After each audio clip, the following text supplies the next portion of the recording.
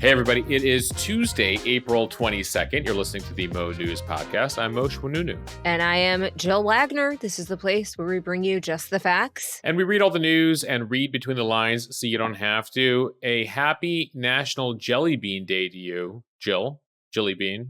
Anyone ever call you Jelly Bean? Jelly Bean? They don't call me Jelly Bean, but I do get a lot of Jelly Bean. I do. Tons of people call me Jelly Bean. Well, it's your day. On this day, April Yay! 22nd is National Jelly Bean Day to all who celebrate. I think there's only one good way to celebrate is go get some on sale, because it's after Easter now. It's a good excuse to finish off your Easter jelly beans. Fun fact for you, presidential history meets jelly bean history. Some of you may know that Ronald Reagan, huge fan of jelly beans in the White House, he used to have them in bowls throughout the White House. He would gift them to ambassadors, staff. What you may not know is the inspiration behind Ronald Reagan's obsession with jelly beans. Apparently, he used them to quit smoking. So he was trying to quit smoking, running for governor of California, and so he took up eating jelly beans as a substitute. Successful in quitting smoking, but then addicted to jelly beans. Okay, what's your favorite jelly bean flavor? Oh, there's so many. Jelly Belly has so many flavors. There's like the traditional, right? Like the fruitish ones, right? Like the red jelly beans, solid, always strawberry, watermelon, whatever. But sometimes you're into like the more interesting flavors, the popcorn flavor. That's the butter popcorn Yeah. is my favorite flavor. And you mix it maybe with chocolate pudding, so you've got the salty and the sweet. Yeah. Clearly, I've had my fair share of jelly bellies in my day. Yes, and that like when there's the jelly beans and everyone gets to them, like it's always like left behind, right? Like there's like the black licorice like ones, peppermint, like the mint purple ones. Yeah, there's always like a few flavors, and you're like, oh, we're down to the bottom of the jelly bean pile. But there you go, folks. Enjoy your jelly bean day on this April 22nd. And Moshe, nothing against Jelly Bean Day, but also want to mention, if we are going to mention days, it does happen to be Earth Day today, which is a big one. Moshe on Earth Day, you're like, what did I learn from the Mo News Podcast? It's Jelly Bean Day, but it's also Earth Day, which is like a way bigger deal. Depends on who you ask. But yes, it is National Earth Day. It's been around since 1970. The organizers are behind earthday.org, where we talk about, saving our planet, education, advocacy, community sports. So imagine a number of you out there, learning more about the environment, doing something for the environment. If you got kids in school, I imagine there'll be Earth Day activities today as we look to save our one and only best planet in the universe. As we learned last week, Jill, there is a planet that is similar to Earth, but it is like 3 trillion miles away. And so we really got to take care of this one. All right, let's get to some headlines here. Starting off with major news out of the Vatican. Pope Francis died early Monday morning. We're going to break down his life, his legacy, the state of the church, and who could be the next pope. Everyone who hasn't seen Conclave yet, you'll probably be streaming it in the next couple days. Then back here in the U.S., Defense Secretary Pete Hegseth facing yet another scandal related to texting people military plans via Signal. We'll tell you who he was texting and what the White House is saying this time around. On Wall Street, the sell-off continues, this time over concerns about President Trump firing the Fed chair. Yeah, Trump posted yesterday that Jerome Powell is a major loser, was the quote. The market didn't like that. Plus, Walmart and Target executives meet with the president to talk tariffs. Some news from down south, the surge of people from northern states who moved to Florida, Texas, and areas of the Sun Belt slowing down. We'll tell you why. Florida's full, everybody. At capacity. At capacity.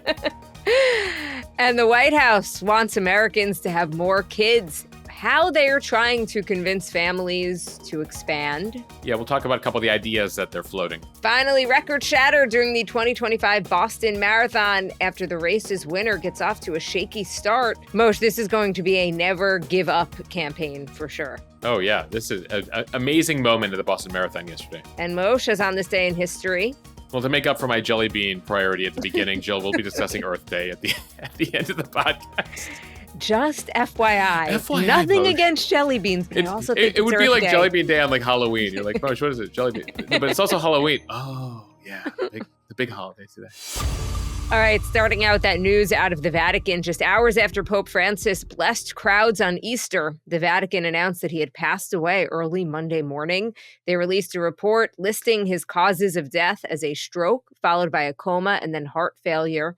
The Pope suffered a severe health crisis earlier this year. He was hospitalized for 5 weeks with double pneumonia. Remarkably, while still recovering from his prolonged stay, he made sure to show up for his followers on Easter Day Sunday to cheers. He delivered a message calling for global peace and an end to wars around the world. Earlier in the day, he had met with Vice President J.D. Vance, who was one of the last people to personally see him. Pope Francis leaves behind a remarkable legacy as Pope. He was the first Latin American and Jesuit Pope. He was also the first Pope to call himself Francis in honor of St. Francis of Assisi, known for his humility and love of the poor. He was born Jorge Mario Bergoglio to Italian migrants in Buenos Aires in 1936. He grew up a religious kid, but he went to college to study philosophy and then got a master's in chemistry. He worked as a nightclub bouncer and a janitor while in school. He was ordained as a priest in his 30s, rising up the ranks in Argentina, but not without challenges. First of all, I love that fun fact, Jill. I think I don't remember if we discussed it back when I was at CBS when he first became Pope, but in reading some of the obituaries about him, didn't realize that he was working a nightclub while getting his master's in chemistry. And then eventually, I mean, he was always very religious, but made his way into the priesthood. But notably, early on, there were a lot of issues with his management style. He was actually exiled from Buenos Aires because of what they called his authoritarian leadership style. So he spent a bunch of time on his own in Cordoba, Argentina, and then he came back with a new leadership style, which always shows that, like, upon reflection, you might be able to come back. And he was able to rise the ranks then, becoming Archbishop of Buenos Aires, before then becoming a cardinal, and then, of course, becoming elected Pope in March of 2013. As Pope, he quickly gained a reputation as a modernizer, speaking out boldly on humanitarian crises like migration, war, and climate change. On his first trip outside of Rome when he became Pope, Francis visited newly arrived migrants in Sicily, where he denounced the world's indifference to refugees. He also tried to refocus Catholics away from divisive issues like abortion and gay marriage. Although he demanded a compassionate approach to divorced and gay Catholics, he made a ruling in 2023 that gay couples could receive blessings as long as they didn't resemble a marriage ceremony. Instead, he would bless them as individuals. Francis also established a commission to address the church's sexual abuse crisis, but that effort later unraveled. That being said, he did face some criticism on both sides. Conservatives believe that he was too political and pushed a liberal agenda. And then progressives feel that he didn't do enough to address the church's systemic sexual abuse issues. And they criticize him for refusing to ordain women. Hard to win as a pope and overseeing 1.3. Can't please No, you're right. Jill, can't please everyone. God. When you oversee a church of 1.3 billion people all around the world, all with very different ideas of where the church should be going, and an institution that is 2,000 years old.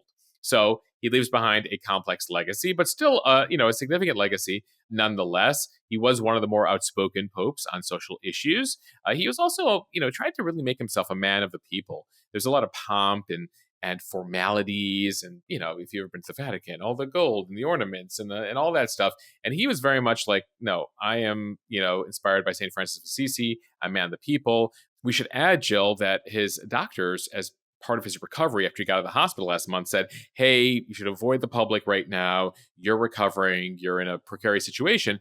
But he still made a point of visiting prisoners in the last week, made a point of being out there on Easter. So, he didn't want to really listen to his doctors in those final weeks. And it's not clear how much of a recovery he was going to make, but it was still a miracle that he was able to get out of the hospital in March and still make it out there for Easter Sunday, which was a significant thing for him. You mentioned, how he was really an advocate for immigrants and migrants. He has kissed the feet of migrants and prisoners in a show of love and respect for those groups.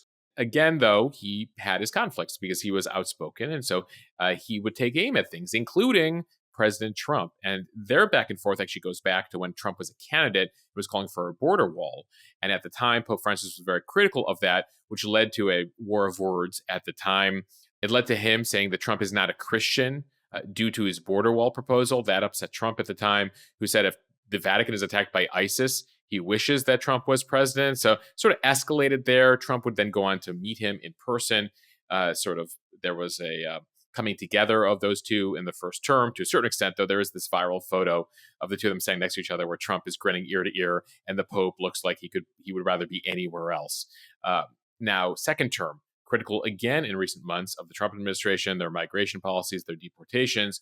One of the reasons J.D. Vance was there, also J.D. Vance recently converted to Catholicism and was able to meet with Vatican officials on Saturday, where apparently there was an exchange of words, disagreement from the Vatican over U.S. current policies when it comes to immigration. But Vance, as you mentioned, was one of the last people to actually see the Pope in person for a few minutes there on Sunday. But Jill, beyond the relationship with the U.S. And the particularly conservative cardinals here in the U.S., Francis was all about where the church is growing in Africa, in Latin America, in Southeast Asia. And that was a huge priority for him as he tried to make his various trips to large Catholic constituencies in areas where the faith continues to grow. All right, so what are the next steps here? Who will become the next pope for more than 1.4 billion Roman Catholics around the world? So first, there is a conclave that will happen between May 5th and May 10th, somewhere between 15 and 20 days after the Pope has passed away. A conclave, by the way, is a secretive council of cardinals. They'll be meeting in the Sistine Chapel to vote, and they'll vote up to 4 times a day, taking a break on the 5th day for prayer if needed. Voting on whomever will become the next pope will continue until there is a 2/3 majority. The electors are forbidden from accessing the outside world during this process. As of April 21st, there were a total of 252 cardinals, but only 138 of them are under the age of 80, which makes them eligible to vote. Yes, the Vatican has rules, and they even have age limits at the Vatican. Don't tell Congress. Don't tell Congress and the Constitution here in the U.S. But yes, you are only allowed to vote on the next pope as a cardinal if you're under the age of 80. But you can technically vote in a pope that is over the age of 80. They just can't vote for themselves because they wouldn't be eligible. Now, there is a theoretical limit that was instituted a few decades ago of 120 cardinals, but recent votes have exceeded that amount. So presumably, most of those 138 eligible cardinals will be partaking in that voting. Can you imagine, Jill, getting together under the Sistine Chapel, voting on a pope? How cool is that? Moshe, it's very cool. And usually when you think of politics and voting, it's kind of like ugly, at least here with our elections. But of course, you wouldn't expect that from cardinals. But we don't know. If you've ever seen, apparently we were told in the office, I have not seen Conclave yet, but it's highly recommended by folks in our office at Mo News. And so it is apparently must-see viewing between now and May 5th to prepare for the actual conclave. Watch the film Conclave. So Pope Francis, by the way, appointed about 2/3 of the cardinals who are eligible to vote. And the world will know that they have picked a new pope when there is white smoke coming from the chapel. There are actually 2 stoves at the entrance of the chapel. One emits black smoke after each vote. The black smoke means that electors have not picked a new pope, but the other one emits white smoke, which means a new pope has been chosen. Moshe, I remember back in 2005 when Pope John Paul II died. I was working at the NBC Foreign Desk. We had a 24/7 feed at the Vatican trying to figure out if the smoke coming from the conclave was white or black. And honestly, it usually looked gray. So it was always a little confusing. We're like, what is it? Is it black? Is it white? What's going on? By the way, that was the year that they elected Cardinal Joseph Ratzinger to be Pope Benedict XVI. He was an older pope, which made sense because he was following Pope John Paul II, who had this incredible legacy. So sometimes what they do is they try to kind of go back and forth. In this case, we know that Pope Francis was very progressive, so it'll be interesting to see whether or not the cardinals think that maybe they want to go for someone a little bit more traditional this time around. Though we should say that, not dissimilar from our presidential choices, Ratzinger, who became Pope Benedict, was 78 when he was chosen. Francis was a spry 76 when he was chosen. A youngin' by those standards. So the question, of course, will be, who is next? We should also, note that Benedict, before Francis, was the first pope in hundreds of years to retire, effectively leaving while he was still alive, as opposed to, being in office until he died. And so that led to a situation we had for a few years there where we had a, kind of emeritus pope and an active pope. So technically speaking, Jill, all Catholic males globally are eligible to be pope. Sort of like Speaker of the House. We could actually pick any American to be Speaker of the House, but they typically pick a member of Congress. Same rules apply to the Pope, which is any male Catholic in the world. They haven't expanded that to female Catholics, but they typically choose a cardinal, senior official in the church. Now, you mentioned 80% of them were selected over the years by Pope Francis. So he tried to pick cardinals in his sort of with his similar viewpoints as more progressive. And when we say progressive, folks, we mean progressive by Catholic Church standards, not progressive by like Bernie Sanders standards. He picked people that would continue to embrace his more liberal social values, his belief in the reform agenda for the church. And so the question will be for the voting cardinals, did the Pope go too far or move too quickly? Do they need to sort of rein it in on the reform front? Or do they feel like they need to double down and hit the gas here and continue to reform things and also look to, again, change things up in terms of where popes are from? Francis was the first pope from outside of Europe in 1,300 years. If you look at like a chart of all the popes, like almost all of them from Italy, you got a whole bunch from France, Germany, a couple from the Middle East from those like early years, like we're talking like, nearly 2,000 years ago now. But he, of course, is from the Americas. So will they look to Africa? Will they look to the Philippines? The Philippines has a cardinal named Luis Tagle, who is 67. He's considered Francis's protege. He would be the first Asian pope. He is focused on social justice. He's expressed compassion for the LGBT community and divorced members of the Catholic Church. But he may face some pushback because he was accused of bullying while running a global Catholic charity. Then you have, next up, a more traditional choice. This is Pietro Parolin from Italy. He's 70 years old. He's currently the Vatican Secretary of State, so pretty high up there. He's the one actually who met with Vance, who had the back and forth with Vance over the weekend. He has guided Vatican foreign policy. He's a centrist, international affairs expert. He's been building the relationship between the Vatican and China. So people view him as a front runner based on sort of the fact that he's been sitting in a catbird seat there. Then you have an interesting choice out of Africa. This is another one that's come up. He's a 65-year-old named Fridolin Ambango Bisungu. He's from Congo. Francis made him a cardinal about 6 years ago. Right now, 20% of global Catholics live in Africa. It is the fastest growing region for Catholicism. Now, Ambango, much more conservative. He opposed the whole idea of blessing gay individuals in the church. We'll see if they decide to go in that direction. That's why the 80% thing is so interesting. The fact that Francis chose the majority of these guys.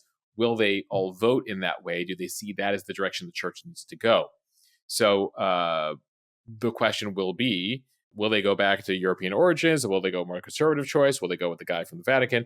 One thing to keep in mind, we're by no means Vatican experts here on this podcast. We're just going off of the smart people out there who study this stuff and what they're saying. But sometimes you get surprises. For example, John Paul II was a total surprise. No one had seen him coming when they elected him. So, we'll see what the Cardinals have been sort of deliberating over and what they're thinking about and what direction they want to go in. But right now, North America, Catholicism is getting smaller. In Europe, the population getting much smaller. Middle East, North Africa, Latin America, Asia, where it's growing. And so directionally, is that what they'll do with the Pope? We shall find out in early May. Funeral arrangements have not been announced yet, although the event could take place as soon as this Wednesday. Many Catholics and world leaders will gather in Rome to pay tribute. Pope Francis had requested a simple ceremony. Yeah, they put out his will last night. He said in his will that he wants to be laid to rest at the Papal Basilica of St. Mary Major in Rome, not at the Vatican. So he'll be the first one not buried there in nearly a century. 6 other popes, though, are buried there, but he requested specifically an undecorated tomb made of simple wood with only the inscription Franciscus, according to his will. So again, even in death here, the Pope wants to be remembered in a very simple way. All right, time for the speed read from Fox News. President Trump publicly backing Defense Secretary Pete Hegseth after the latest reports that the Pentagon boss shared sensitive information about U.S. airstrikes in Yemen on a private signal chat with his wife, brother, and personal lawyer. The administration claims no classified information was disclosed in the chat, although they will not deny that he did share military attack information in that chat group. At this point, it is mainly Democrats that are calling for his removal, but there is at least one Republican, Representative Don Bacon from Nebraska. He sits on the House Armed Services Committee. Yeah, remember, Bacon was actually one of the people who was also critical of Trump on tariffs. He kind of does his own thing. One thing to keep in mind when you see Don Bacon's name, he's from one of 3 congressional districts in the country where the majority of voters selected Kamala Harris for president, but voted a Republican in for Congress. So he sort of tries to strike a balance there. The president publicly dismissed the latest criticism as fake news and blamed it on disgruntled former staff, saying that Pete Hegseth is doing a great job. Reports, though, suggest the White House also may be quietly searching for Hegseth's replacement. So here again is what happened. According to several individuals who are familiar with the chat, Hegseth used his personal phone to send details about U.S. airstrikes on Yemen to a group of his personal and professional inner circle, and that included his wife, his brother, and his personal lawyer. The message reportedly included flight schedules and attack plans that happened in mid-March. Hegseth was already facing criticism earlier this year because of revelations that he shared that same information on the same day in another Signal group chat, the group chat that included other senior national security officials and accidentally included journalist Jeffrey Goldberg. I feel like, who didn't Pete Hegseth not me, Jill. I'm on Signal, and I have not been invited to any chat. Pete, we're available. We won't say anything. Not until you take us off, and then we'll say it all. Like good reporters that we are. So this is a serious situation at DOD right now. Now, Hegseth blames former disgruntled employees for the leak. But what's notable here, Jill, is these are people that he hired. These were loyalists to Pete. And ultimately, people that he fired last week, who are the, quote, disgruntled folks. These are not deep staters by any means. Some of these are very loyal folks to him. People who worked for Trump, very much wanted Trump to be elected here. But there are issues within the Pentagon with the leadership style. It's one of the reasons why you had Republicans on Capitol Hill concerned about Pete Hegseth. Remember that he got in by the skin of his teeth as defense secretary. He faced a lot of controversies. He was almost pushed out. They were ready to replace him in December as he was facing and battling various revelations. Nonetheless, he continues to kind of go after people who leak on him. He continues to go after the media here. He's not always answering directly all the questions that he gets. Here's a bit of Pete Hegseth yesterday. Forgive the background noise. He was at the White House Easter egg roll as he got questions about what was happening over there. A few leakers get fired and suddenly a bunch of hit pieces come out from the same media that peddled the Russia hoax. Won't give back their Pulitzers. They got Pulitzers for a bunch of lies. Pulitzers for a bunch of lies and on hoaxes time and time and time again. And as they peddle those lies, no one ever calls them on it. See, this is what the media does. They take anonymous sources from disgruntled former employees, and then they try to slash and burn people and ruin their reputations. So what he's referring to there is that, again, multiple advisors were fired last week. This is part of an ongoing leaks investigation at the department, though officially a couple of those individuals who were fired and blamed for leaks were told in the internal investigation that they didn't leak anything, and they said they didn't. So they're a bit confused. One of them put out a tweet over the weekend being like, can you tell us why we were fired? And these were senior officials, Jill. This is chief of staff. These are people who manage things internally at the Pentagon, which is a $1 trillion budget with millions of people, service members, and civilian staff who work there. So this is a huge management challenge. And so the reporting right now is that there are issues inside. Also notable, over the weekend in Politico, a former top DOD official is a spokesperson for Hegseth, who has since left. His name is John Elliott, published an op-ed piece describing chaos at DOD. Now, John Elliott, he's a Trump person. He was on Lara Trump's Fox News show in the fall. He had a book about how incompetent Biden was. He loves Donald Trump. He likes Pete Hegseth.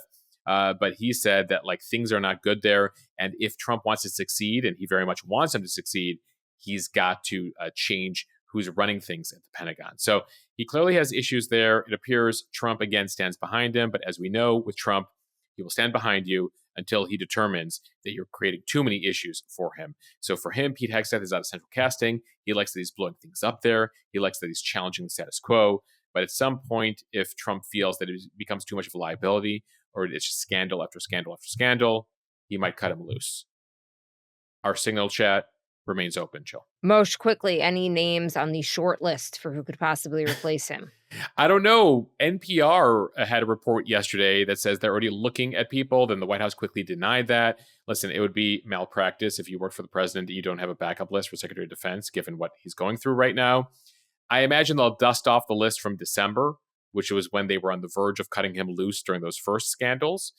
Among those people, Ron DeSantis, governor of Florida. I don't know how things stand right now between the president and Ron DeSantis, but he's a veteran. He's managed state, and so ultimately, would he be seen as a more competent person at the wheel with more management experience? Certainly. One of the other people that was mentioned at that time was Joni Ernst, senator from Iowa, also a veteran. And so, I think Trump, number one, wants to go with loyalty. Does he go with a DeSantis who feels like he's got his own agenda? I don't know. We'll see. But we're not there yet. Trump says he's still confident, and Hegseth, and I think Hegseth probably survives the second round here. At least I think. From the Wall Street Journal, the sell-off continued on Wall Street. Stocks fell on Monday, the Dow dropping almost 1,000 points, on pace for its worst April since 1932. And that wasn't a good decade, Jill, the 1930s for Wall Street.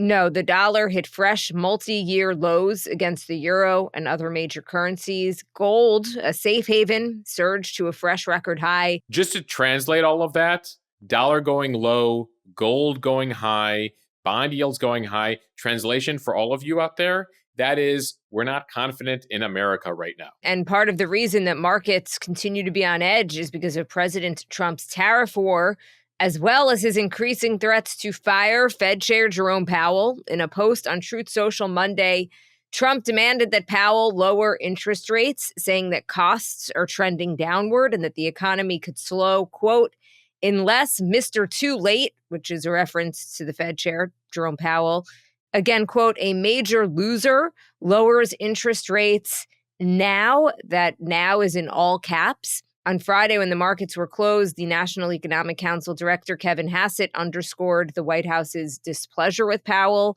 saying that officials are looking into his possible removal.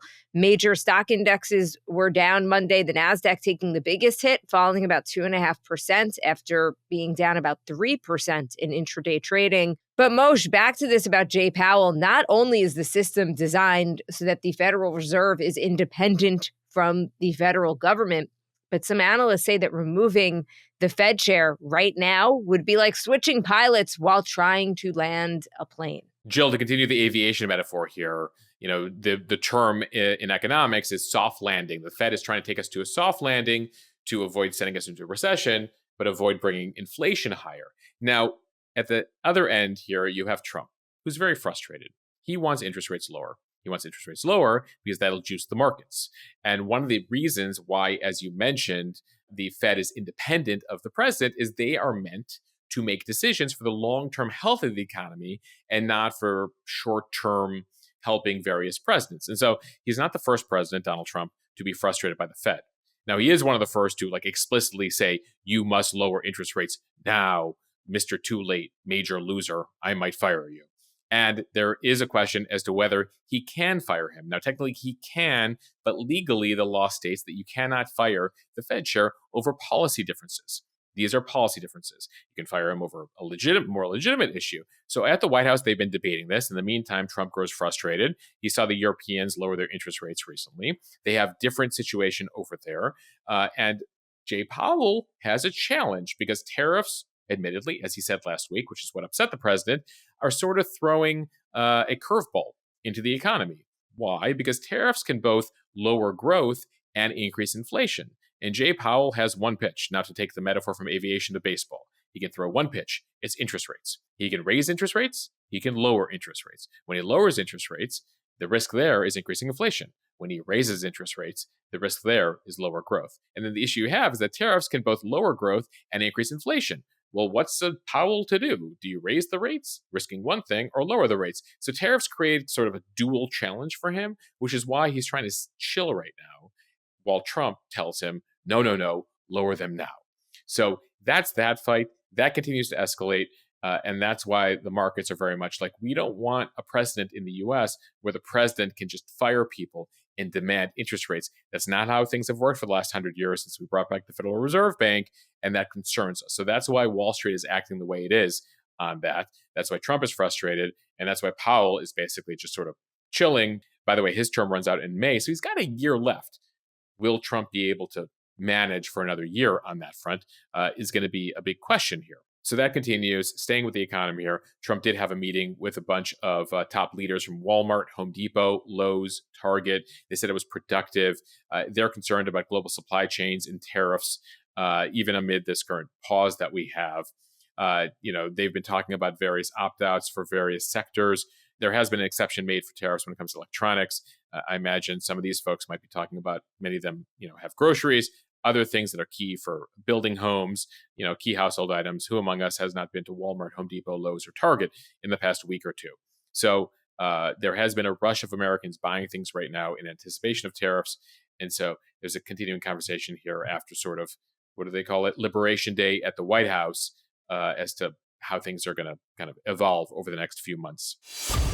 From Axios, after a huge surge of people moving from expensive cities like New York and San Francisco to the sunny and tax-friendly state of Florida during COVID in recent years, the spigot seems to finally have slowed down. The number of U.S. residents moving to Florida cities like Tampa, Miami, and Orlando dropped by tens of thousands from 2023 to 2024. The largest net migration drop of any city in the U.S. year to year was Tampa, which had 24,000 fewer people moving there in 2024 than 2023.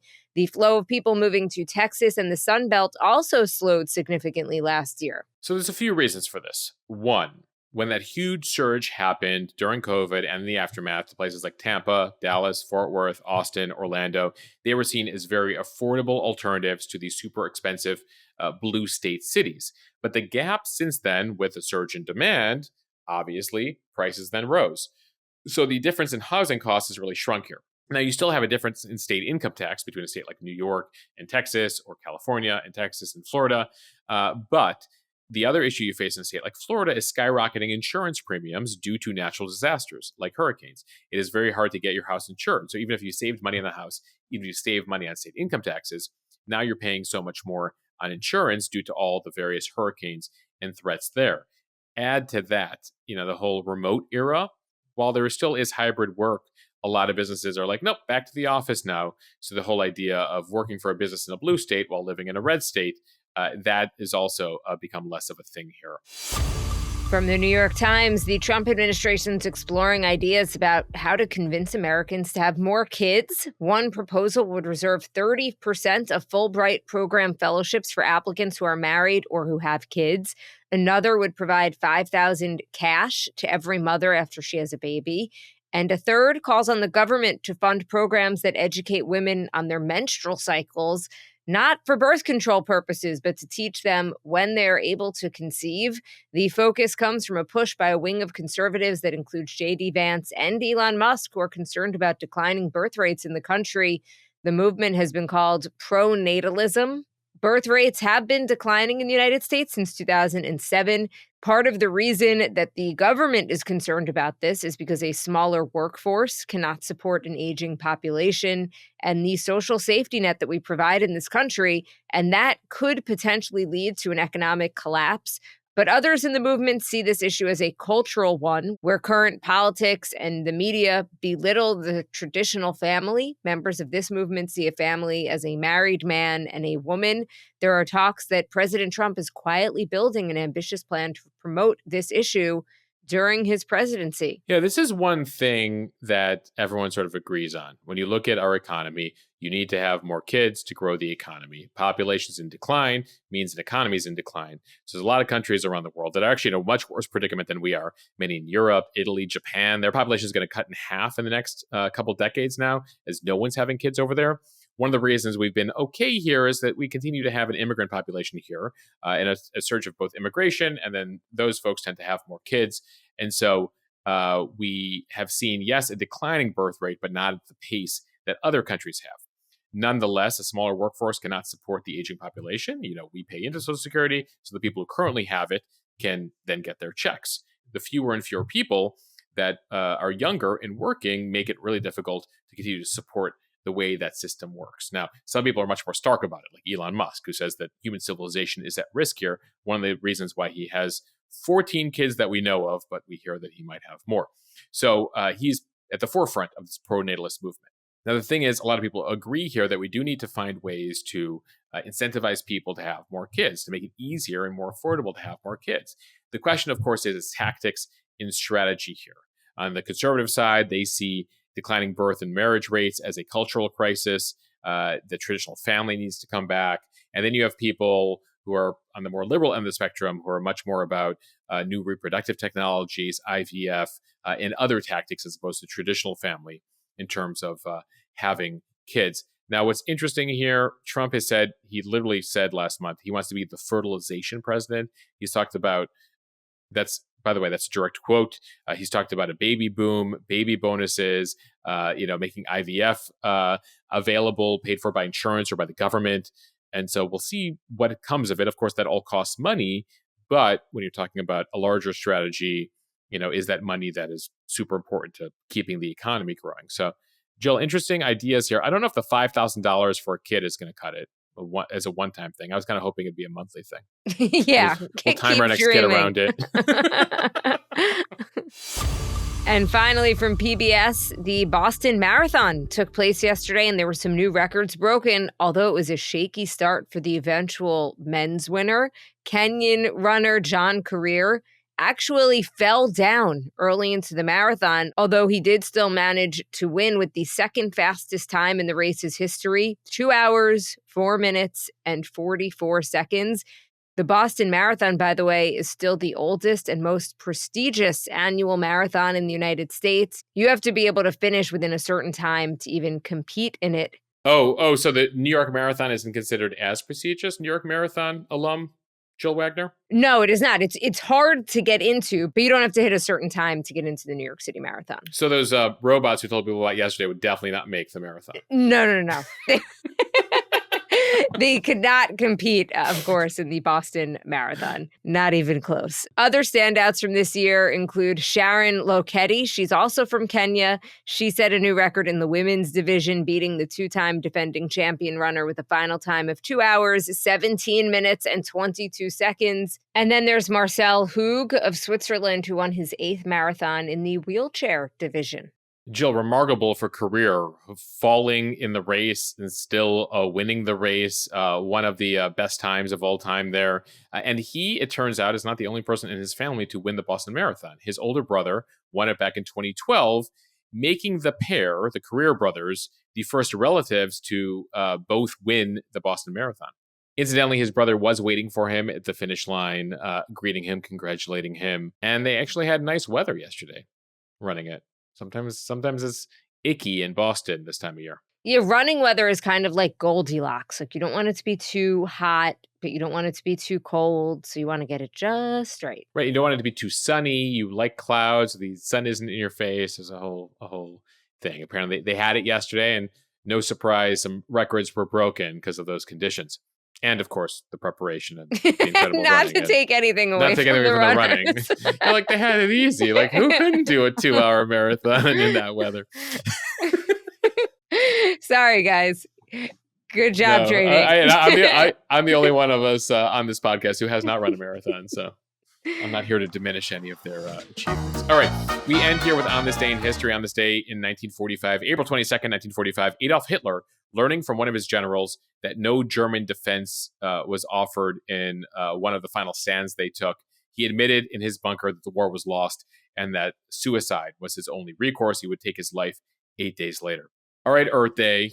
This is for you on this day in 1970. Fine. No, I'm not taking anything away from Jelly Bean Day, but today is Earth Day, an event that was first celebrated on this day 55 years ago to increase public awareness about the world's environmental problems.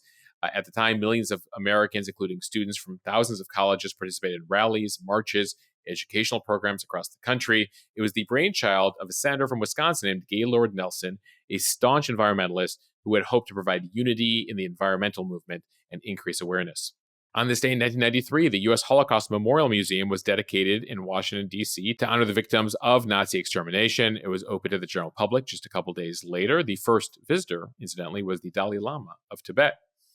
On this day in history, in 1994, hard to believe, First Lady Hillary Clinton held the first solo press conference by a First Lady, taking questions for over an hour regarding the Whitewater real estate investment scandal, one of the many scandals they faced then during the Clinton administration.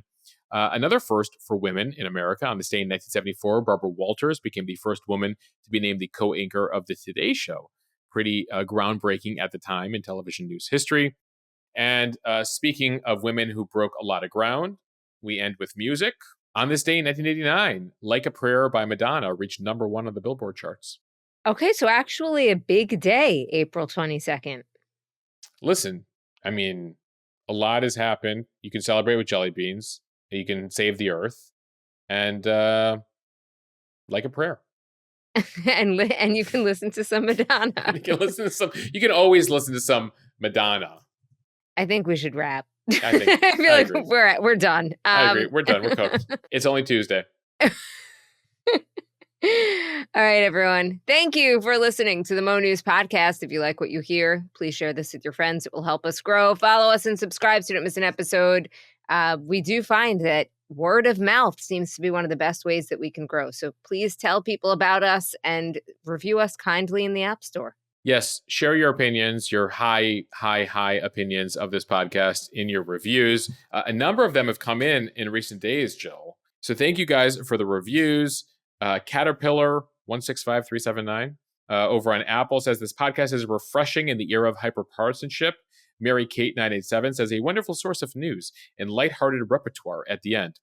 I think we maintain that lighthearted repertoire today. Heather R. Upstate New York reviews us. Mo and Jill are not only solid journalists, they deliver the news in a way that doesn't make my heart race in panic.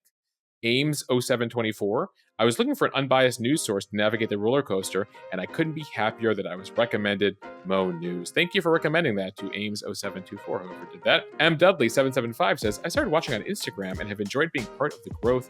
This is my go-to news overview every day. And it goes on and on. Thank you for those. Keep going. No. Would you like to hear more nice things, Joel Wagner? No, that is so kind. Hannah really, Lou, thank you. too. I'll go on. I love, in all caps, written like a Trump tweet. All caps, I love the Mo News Podcast, exclamation point. I appreciate the unbiased reporting. Before I found them, I couldn't listen to the news because the bias drove me crazy. There you go, folks. Aw, thank you all. You heard it from your co-listeners out there. So spread the word and join them. Go get your review up there so you can be read here on the podcast one day. No, we really do appreciate it. So thank you guys so much and have a wonderful Tuesday. Thanks for listening to the Mo News Podcast. Have a fantastic day. I hope you enjoyed.